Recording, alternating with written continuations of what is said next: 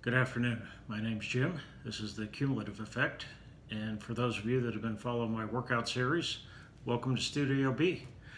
For those of you new, I set a challenge at the beginning of this year to lose 50 pounds over the course of 12 months. And this is just another step on that journey.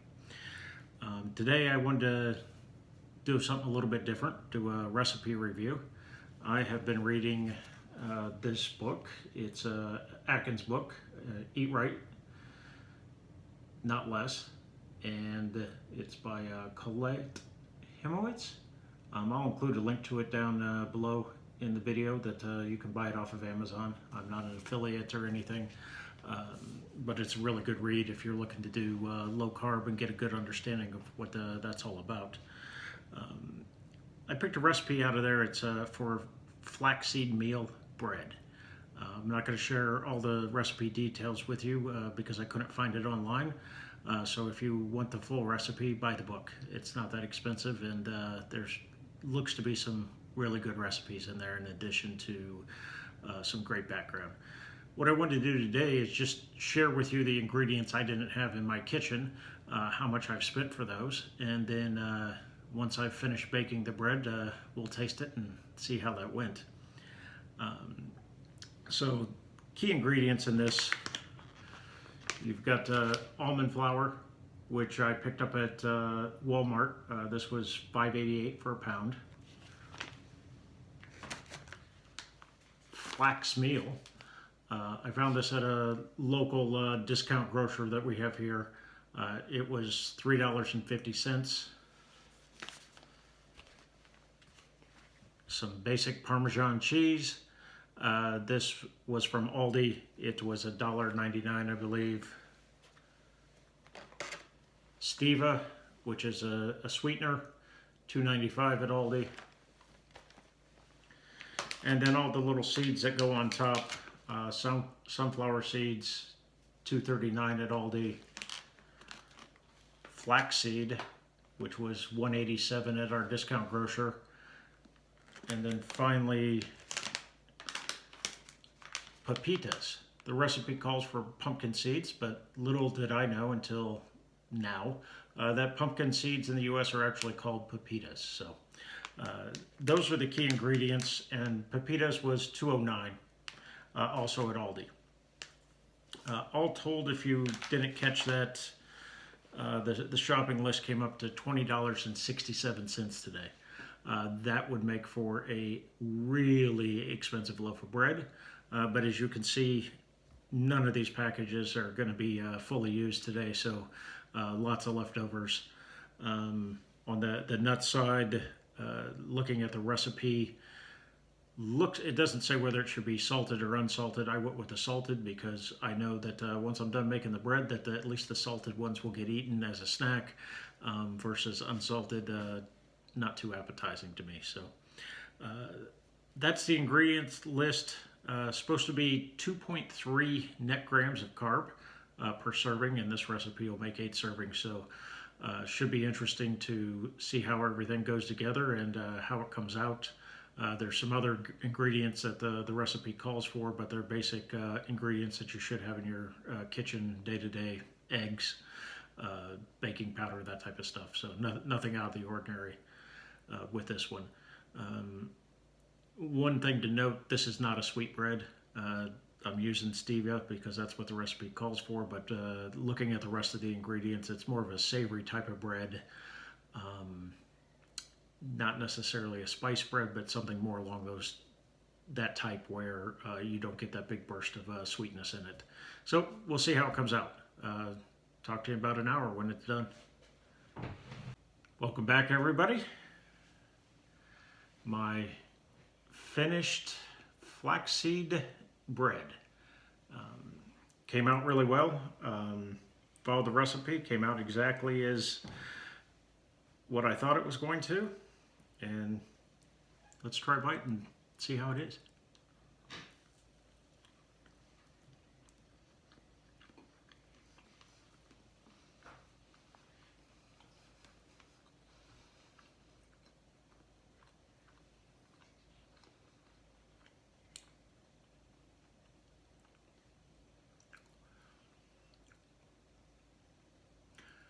So texture-wise, it's a lot like a cornbread, I guess.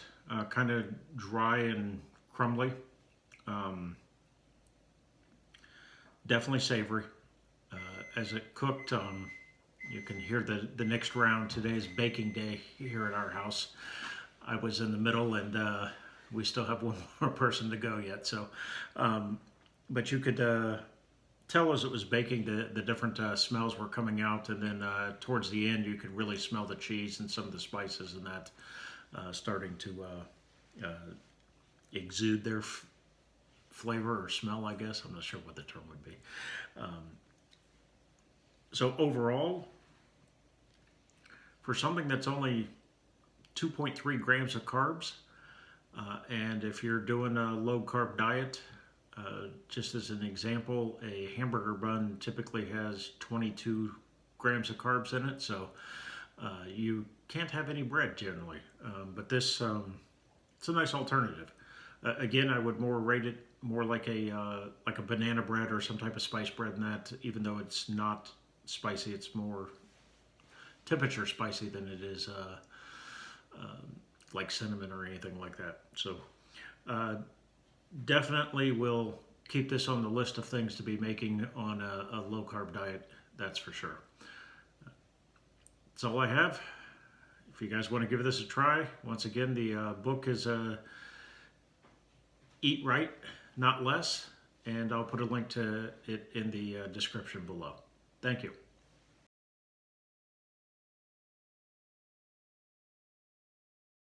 So here's breakfast. It is the Flax Meal Bread French toast, side of bacon, and a couple of raspberries on top. So here's breakfast. It is my flaxseed meal bread made into a sandwich with some sandwich with some cheese and bacon in there. And then in addition, we've got raspberries and some avocado. It doesn't look like much for breakfast, but as I found out yesterday, the density of that bread makes it very filling. So as a sandwich, we'll see how it goes. All right, everybody, welcome back to Studio B. You've seen a couple of different versions of what I've done with my flax meal bread. Here's what I've got left. I've got a little dish of cinnamon butter here that you can spread on it. And I thought it's time to give you my final recommendation. And I think with anything, the key thing to any of these recipes is, would I ever make this again? And I'll be honest with you, up until this morning, I would have said, no, I will never make this again. It was dry. If you took too big of a bite, it just basically sat in your mouth for a long time. Flavor-wise, it wasn't bad. It was just not something I particularly overly enjoyed. That said, the next time, because I would make it again, but I would have changed the recipe a little bit. Instead of it being a savory bread like the recipe calls for, I would have made it more into a sweet bread. I would have added more stevia and replaced some of the other ingredients with like cinnamon, and I would have mixed the nuts in throughout the bread. So I would have made it again, just not the way that the recipe called for. Today that all changed. When I made that breakfast sandwich, the grilled cheese bacon sandwich, basically, wow. That was really good. Really enjoyed it. Just toasting that bread really brought out a lot of the flavor in it. And so it made for a really nice sandwich. And now my mind's just like running in circles with different ideas of things, different types of sandwiches I can make for this. So if you enjoy a nice savory sandwich, like today or tomorrow, I'll make a bacon turkey guac sandwich for my lunch. Something my kids and I really enjoyed in the past, and me not being able to have one now because of the carbs kind of takes something away, but I think that this sandwich toasted will be really good. My recommendation on toasting it is slice it and toast it in a skillet, not in your toaster. It's got good firmness to it, but I'm afraid with all the seeds, everything else on it, that it would fall apart in your toaster, and you don't want toasted walls and floor and everything else. So I would just toast it in a skillet, just slice it, throw it in there, flip it over just like you would a grilled cheese. So overall, will I make this again? Yeah, I'll make this again. I think it's something to have on hand when I'm in the mood for a sandwich or something. And so would I make it every week? No, but maybe once a month I'll make it, so that I can have a couple of sandwiches, things like that, and feel like I'm eating something a little bit fancy, because the bread's small, and it'd be great for dips, all kinds of stuff. So I'll keep taking pictures of what I do with it until this loaf is gone. But definitely something to check out.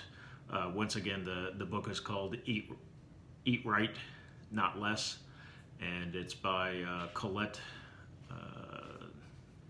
Heimowitz, and she's part of the Atkins Institute, so it's an Atkins book.